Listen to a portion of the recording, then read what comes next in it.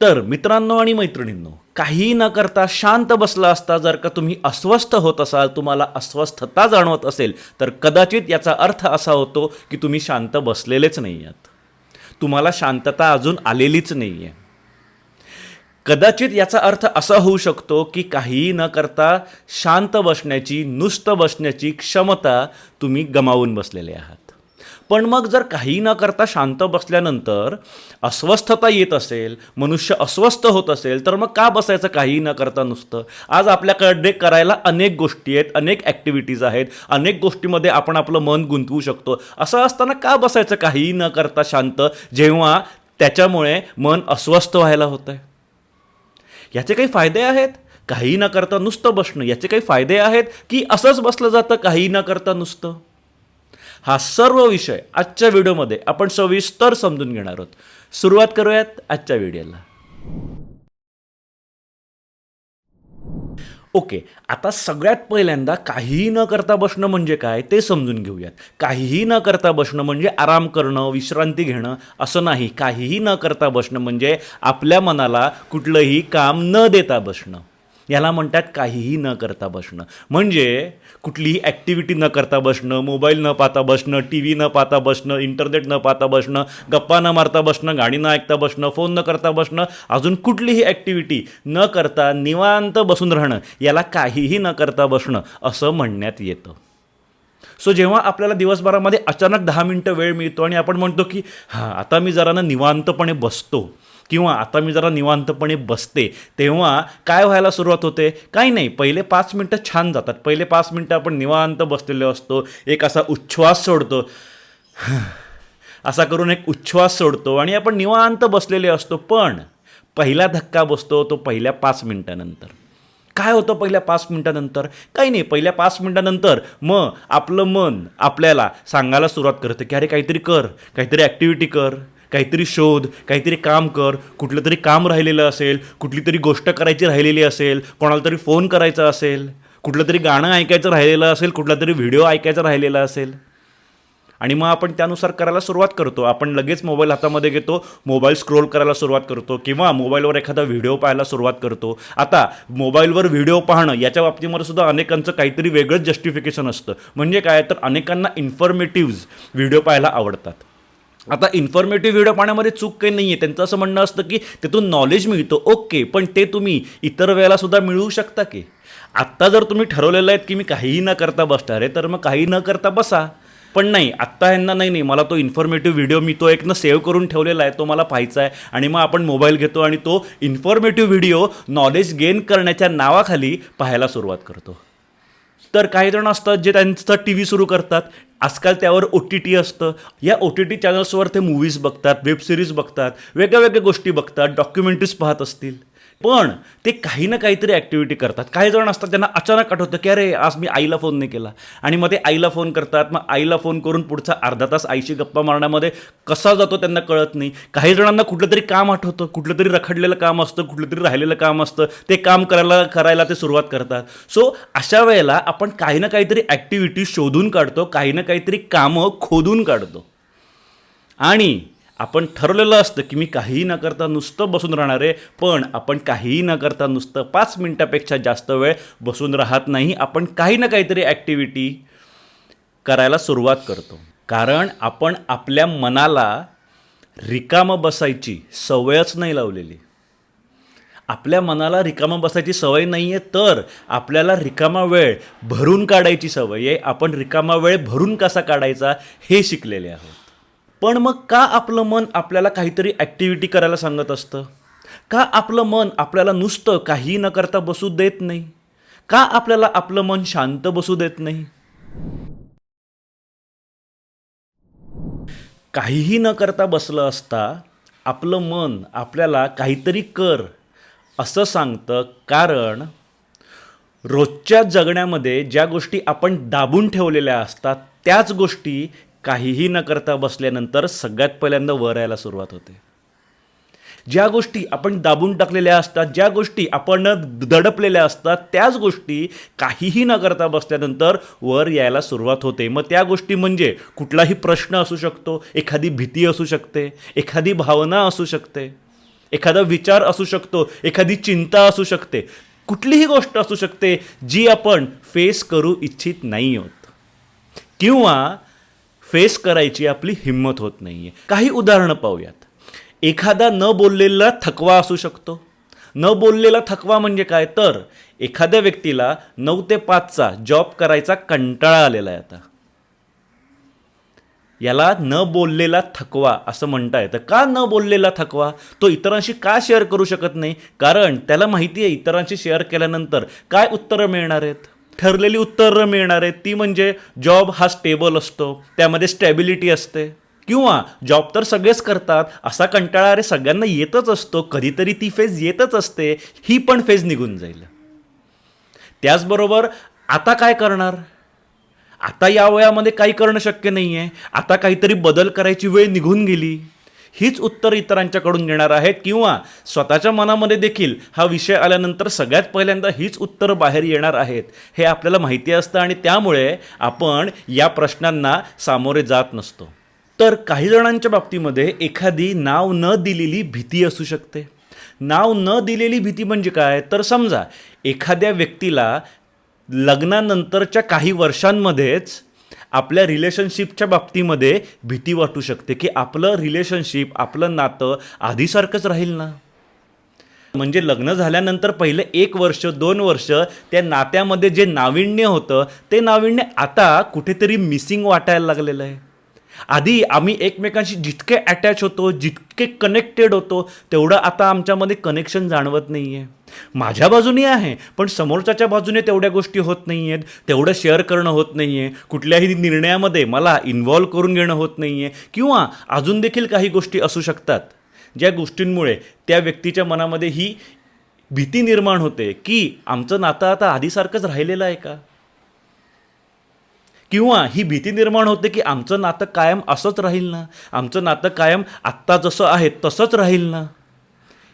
ही भीती देखील या रिकाम्या वेळेमध्ये एखाद्या व्यक्तीला जाणवू शकते. तर काही जणांच्या बाबतीमध्ये पुढे ढकललेले प्रश्नसुद्धा इथे वर येऊ शकतात. म्हणजे काय, तर आपण ज्या शिक्षणाची निवड केलेली आहे ती निवड खरंच बरोबर आहे का?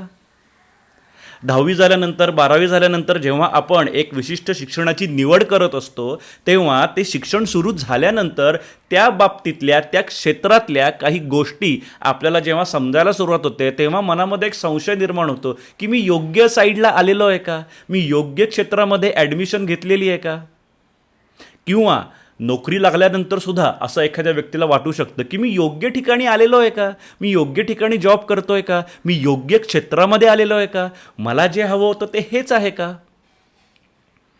असं वाटू शकतं. हे प्रश्न देखील अशा वेळेला वरती येत असतात जे तुम्हाला फेस करायला लावत असतात. तर काही वेळेला काही बाबतींमध्ये न संपलेली दुःख देखील असतात. न संपलेली दुःख म्हणजे काय, तर एखादी दुःखद घटना घडून गेलेली आहे पण त्याचं दुःख आपल्याला अजूनही फेस करावं लागतंय, आपल्याला त्याला अजूनही सामोरं जावं लागतंय. रिकामं बसलं की ते दुःख वरती येतं. आणि अशी अनेक दुःख असतात. रिलेशनशिपबद्दलची दुःख असू शकतात, जवळची व्यक्ती दगावल्याची दुःख असू शकतात, किंवा अजून कुठलीही दुःख असू शकतात, किंवा आपण आपल्या आयुष्यामध्ये केलेली एखादी चूक असू शकते, जी चूक अशा रिकाम्या वेळेमध्ये आपल्याला आठवायला सुरुवात होते. आपण हे मान्य करत नसतो की आपल्याकडून ती चूक झालेली आहे, किंवा मान्य जरी केलेलं असलं तरी आपण त्या आठवणीबरोबर जास्त वेळ राहू इच्छित नसतो. अशा आठवणी, असे प्रश्न, अशा भीती, असे दुःख या रिकाम्या वेळेमध्ये वर येत असतात. आणि म्हणून आपल्याला आपलं मन लगेच सांगत असतं की कुठलं तरी काम करायला सुरुवात कर, कुठली तरी ॲक्टिव्हिटी करायला सुरुवात कर, म्हणजे त्या मनामध्ये हे सगळे विषय येणार नाहीत. तर काही जण या ॲक्टिव्हिटीजचा वापर एक पळवाट म्हणून देखील करत असतात. म्हणजे काय, तर समजा एखाद्या व्यक्तीने आत्ता विशिष्ट गोष्ट करणं गरजेचं आहे. उदाहरणार्थ तुमचं शिक्षण पूर्ण झालेलं आहे आणि तुमचं आता अर्निंग सुरू व्हायला हवं, पण तुम्ही काहीच करत नाही आहात. तुम्ही घरामध्ये नुसतं बसून टाईमपास करताय, वेळ वाया घालवताय. असं असताना जेव्हा तुम्ही काहीही न करता 10 मिनटं बसता तेव्हा तुमच्या मनामध्ये तो गिल्ट यायला सुरुवात होते की अरे बापरे, मी काहीच करत नाही आहे, माझ्या वयात ते सगळेजण काही ना काहीतरी करतायत पण मी मात्र काहीच करत नाही आहे, माझं अजून अर्निंग सुरू नाही झालं, माझ्या वयाच्या सगळ्यांचं अर्निंग सुरू झालं आहे पण माझं अर्निंग सुरू नाही झालं, ही गोष्ट तुम्ही फेस करू इच्छित नसता. आणि म्हणून अशा वेळेला देखील तुम्ही तुमचं मन सारखं कुठेतरी गुंतवलेलं असतं आणि त्यासाठी तुम्हाला सारखं कुठली ना कुठली तरी ॲक्टिव्हिटी करणं गरजेचं असतं, जेणेकरून तुमच्या मनामध्ये मग हा गिल्ट येणार नाही, तुमच्या मनामध्ये हे विचार येणार नाहीत. आणि या वर आलेल्या गोष्टींमुळेच, या वर आलेल्या विषयांमुळेच आपलं मन अस्वस्थ होत असतं. आपलं मन अस्वस्थ होण्यासाठी आपण काहीही न करता बसलेलो आहोत ही गोष्ट कारणीभूत नाही आहे, तर काहीही न करता बसलेलं असताना हे सगळे विषय, या सगळ्या गोष्टी आपल्या मनामध्ये यायला सुरुवात होते, म्हणून आपण अस्वस्थ होतो. आणि ती अस्वस्थता अवॉइड करण्यासाठी आपलं मन आपल्याला कुठली तरी ॲक्टिव्हिटी करायला सांगत असतं की तू काहीतरी कर, तू कुठेतरी मन गुंतव, तू कुठली तरी ॲक्टिव्हिटी सतत जर का करत राहिलास तर हे विषय तुझ्या मनामध्ये येणारच नाहीत आणि तुला या गोष्टी, हे विषय फेस करावे लागणारच नाहीत. थोडक्यात या सगळ्या गोष्टी टाळण्यासाठी असलेली ही एक पळवाट आहे. कुठली पळवाट आहे? काहीतरी सतत करत राहणं. थोडक्यात हे सगळे विषय काहीही न करता बसलं असतात, तयार होत असतात असं नाही, ते आधीपासूनच अस्तित्वात असतात, फक्त इतर वेळेला ते झाकले गेलेले असतात. काहीही न करता बसल्यानंतर ते वर यायला सुरुवात होते.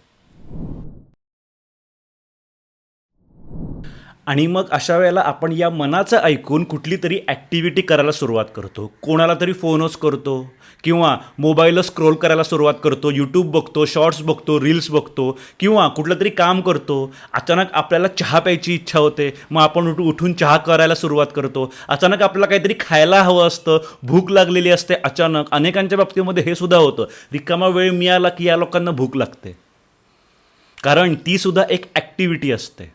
तर काही जणांना कोणाला तरी मेसेज करायचा असतो, काहीतरी फोन करायचा असतो, काहीतरी अर्जंट कामासाठी बाहेर जायचं असतं. काही जण हे अवॉइड करण्यासाठी घराबाहेर देखील जात असतात. जेवढं आपण या विषयांना दाबू, हे विचारांना दाबू, या गोष्टींना दाबू, जेवढं आपण त्याला लक्ष देणं अवॉइड करू, तेवढे हे विषय, या गोष्टी, हे विचार तुमच्या रिकाम्या वेळेमध्ये वर येणार आहेत. अनेकदा ती रिकामी वेळ झोपेची पण असते. अनेक वेळेला झोपायला गेलं की या सगळ्या गोष्टी वर यायला सुरुवात होते. आणि मग अनेक जण असं पण करतात की मग रात्री झोप लागेपर्यंत मोबाईल स्क्रोल करत राहतात. का? तर त्यांना ते विषय, ते विचार अवॉइड करायचे असतात, त्या विचारांपासून ते दूर पळत असतात आणि म्हणून जोपर्यंत झोप येत नाही तोपर्यंत ते मोबाईल स्क्रोल करत राहतात. तर काही जण याच कारणासाठी मेडिटेशन देखील अवॉइड करतात. अनेकांना मेडिटेशन सहन होत नाही. का सहन होत नाही? कारण मेडिटेशनमध्ये डोळे बंद करून बसला असता हेच सगळे विषय सगळ्यात पहिल्यांदा वरती येत असतात, हेच सगळे विचार सगळ्यात पहिल्यांदा डोकं वर काढत असतात आणि त्या विचारांना आपण फेस नाही करू इच्छित आहोत. हे सगळे विषय आपण फेस करू शकत नाही आहोत, ते फेस करायची आपल्यामध्ये हिंमत नाही आहे, आपण ती हिंमत दाखवत नाही आहोत. आणि त्यामुळे अनेक जणांना मेडिटेशन देखील असह्य होतं, ते मेडिटेशनपासून देखील दूर पळत असतात. पण या सगळ्याचा एक अर्थ आपण लक्षात घेणं गरजेचं आहे की जर आपण काही न करता बसल्यानंतर आपण अस्वस्थ होत असू तर याचा अर्थ कुठल्या तरी आतल्या गोष्टीकडे लक्ष देणं गरजेचं आहे. जे विषय आपण अवॉइड करतोय त्या विषयांच्याकडे आपण कॉन्शियसली लक्ष देणं गरजेचं आहे. अस्वस्थता जाणवतीये म्हणजे काहीतरी लक्ष मागतंय तुमचं, जे तुम्ही देत नाही आहात. जे लक्ष तुम्ही कुठल्या तरी वेगळ्या ॲक्टिव्हिटीमध्ये गुंतवत आहात ते लक्ष इथे देणं गरजेचं आहे, असा या अस्वस्थतेचा अर्थ होतो. सो काहीही न करता बसल्यानंतर जर का तुम्हाला सुद्धा अस्वस्थ व्हायला होत असेल तर समजून घ्या की कुठल्या तरी गोष्टीकडे लक्ष देणं गरजेचं आहे, जे आपण देत नाही आहोत. पण समजा एखादी व्यक्ती त्या रिकाम्या वेळेमध्ये कुठलीही क्रिया न करता तशीच थांबली तर काय होईल? माझं मन मला सांगतंय की अरे कुठली तरी ॲक्टिव्हिटी कर, पण मी जर ठरवलेलं आहे की नाही आता मी काही न करता नुसतं बसणार आहे आणि जर मी ते फॉलो केलं, मी कुठलीही क्रिया करायला गेलो नाही, माझ्या मनामध्ये विषय येत आहेत, वेगवेगळ्या गोष्टी येत आहेत, वेगवेगळे विचार येत आहेत, तरीसुद्धा मी ठरवलं की मी ती ॲक्टिव्हिटी करणार नाही, कुठलीही ॲक्टिव्हिटी मी करणार नाही, मी नुसतं स्वस्थ बसून राहणार आहे. तर अशा वेळेला काय होईल? काय त्याचा फायदा होईल आपल्याला? तर इथे सुरुवातीला सगळ्यात पहिल्यांदा आपले विचार थोडे मंद व्हायला सुरुवात होते. आपण त्या विचारांना पाहणं गरजेचं आहे. ठीक आहे, आपल्या मनामध्ये जे विषय येत आहेत, आपल्या मनामध्ये ज्या गोष्टी येत आहेत, विचार येत आहेत, त्यांना आपण पाहणं गरजेचं की माझ्या मनात काय येत आहे. ओके, हे मला अस्वस्थ करतं आहे.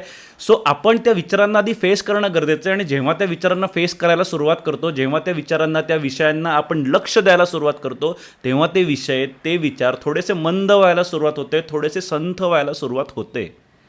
त्याचबरोबर इथे आपलं शरीर देखील थोडंसं सैल व्हायला सुरुवात होते. आता इथे काही न करता नुसतं बसणं हा विषय, त्यामध्ये बसणं ही गोष्ट आहे, बरोबर. काहीही न करता इकडे तिकडे हेलपाटे मारणं नाही आहे. काही न करता नुसतं बसणं. जेव्हा आपण एखाद्या ठिकाणी काही न करता नुसतं बसतो, तेव्हा आपलं शरीरसुद्धा रिलॅक्स होतं. शरीर रिलॅक्स झालं की आपला श्वाससुद्धा रिलॅक्स होतो, संथ होतो. आणि आपला श्वाससुद्धा संथ झाला की आपले विचारसुद्धा संथ व्हायला सुरुवात होत असते. हे सगळं आपोआप घडत असतं. तुम्हाला काहीही करणं गरजेचं नाही आहे. तुम्हाला फक्त हे सगळं व्हायला वेळ देणं गरजेचं आहे. लगेच जर का आपण कुठल्या तरी ॲक्टिव्हिटीमध्ये स्वतःला गुंतवायला गेलो तर मग हे नाही होणार. तुम्हाला हा अनुभव नाही येणार. पण जर तुम्ही स्वतःला सांगितलं की नाही, काही झालं तरी मी कुठलीही ॲक्टिव्हिटी सुरू करणार नाही आहे, मी नुसतं बसणार आहे, तर हळूहळू या गोष्टी व्हायला सुरुवात होते. थोडक्यात हे सगळं फेस करण्याची ताकद तुम्हाला नॅचरलीच मिळते. शरीराकडून, श्वासाकडून तुम्हाला या सगळ्याला मदत मिळत असते. पण त्यासाठी तुम्ही स्वतः त्याला वेळ देणं गरजेचं आहे. तुम्ही एकटे नाही आहात. हा निसर्ग तुमच्याबरोबर आहे, जो तुम्हाला बरोबर सांभाळत असतो. पण त्यासाठी तुम्ही देखील त्या निसर्गाबरोबर थोडासा वेळ घालवणं गरजेचं आहे. आणि तो निसर्ग काहीही न करता बसतो तेव्हा तुमच्याबरोबर असतो. आणि इथेच खऱ्या गोष्टी घडायला सुरुवात होते. बहुतांशी इथे फक्त मला काय करायचं आहे पेक्षा मला काय थांबवायचं आहे हे समजणं जास्त गरजेचं असतं. एकदा का आपल्याला याचं उत्तर मिळालं की मला काय थांबवायचं आहे, मला काय करत असलेली गोष्ट थांबवायची आहे, आपल्या आयुष्यामध्ये जे विषय आपल्या मनामध्ये येत आहेत त्या विषयांशी संबंधित आपल्याला काय थांबवणं गरजेचं आहे, हे फक्त आपण समजून घेणं गरजेचं असतं. एकदा का ते समजलं की आपले सगळे विषय सॉल्व्ह होत असतात. थोडक्यात हे सगळं तेव्हा होणार आहे जेव्हा आपण त्या अस्वस्थतेला जागा देणार आहोत. सुरुवातीला अस्वस्थ होणार आहे, पण त्या अस्वस्थ वाटायला आपण थोडी जागा देणं गरजेचं आहे.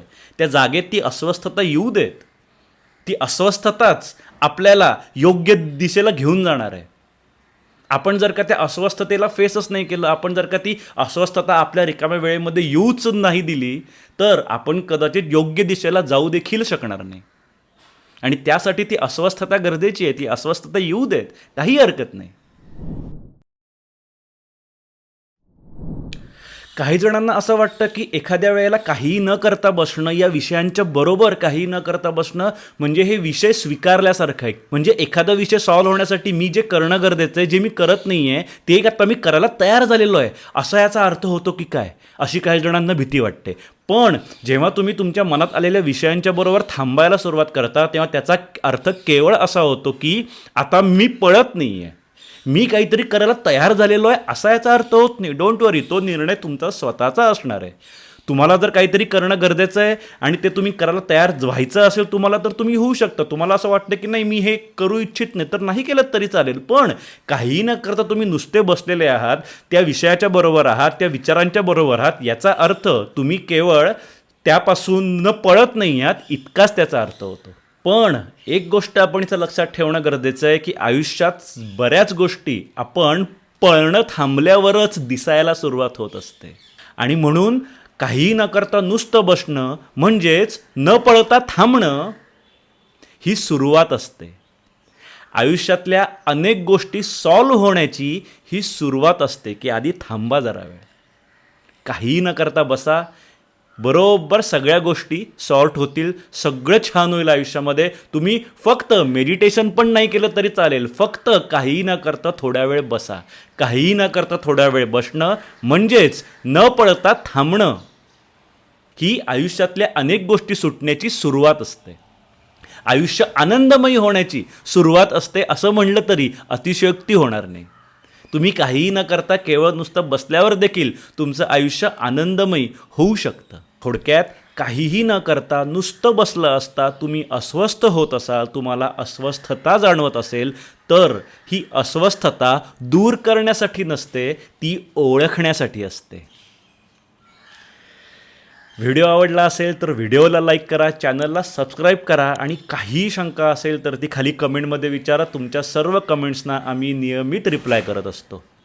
त्याचबरोबर आपला मेडिटेशनचा कोर्स आहे. जर का हा कोर्स तुम्ही करू इच्छित असाल, या कोर्सची माहिती हवी असेल तर या व्हिडिओच्या डिस्क्रिप्शनमध्ये एक लिंक आहे. त्या लिंकवर जर का तुम्ही क्लिक केलं तर आपल्या मेडिटेशनच्या कोर्सची, आपल्या अकॅडमीची आणि माझी सर्व माहिती तुम्हाला तिकडे वाचायला मिळेल. त्याचबरोबर या यूट्यूबने एक नवीन गोष्ट आणलेली आहे, ती म्हणजे व्हिडिओला हाईप करणं. म्हणजे काय असतं, तर समजा तुम्हाला हा व्हिडिओ आवडला आणि जर तुम्हाला असं वाटतं की हा व्हिडिओ असंख्य लोकांच्यापर्यंत जावा, तर तुम्ही हाईपच्या बटनावर सुद्धा क्लिक करू शकता. हाईपचं बटन असतं कुठे, तर जिथे लाईकचं बटन असतं त्याच ओळीमध्ये पुढे हाईपचं देखील बटन असतं. त्या बटनावर जर का तुम्ही क्लिक केलं तर आपला व्हिडिओ अनेक जणांच्यापर्यंत पोहोचू शकतो, अनेकांना या व्हिडिओची मदत होऊ शकते. ओके, आयुष्य सुंदर आहे, आपल्याला अजून सुंदर बनवायचं आहे आणि त्यासाठी मेडिटेशन करणं गरजेचं आहे. सो मेडिटेशन करत राहा. Rakesh Deshpande, signing off.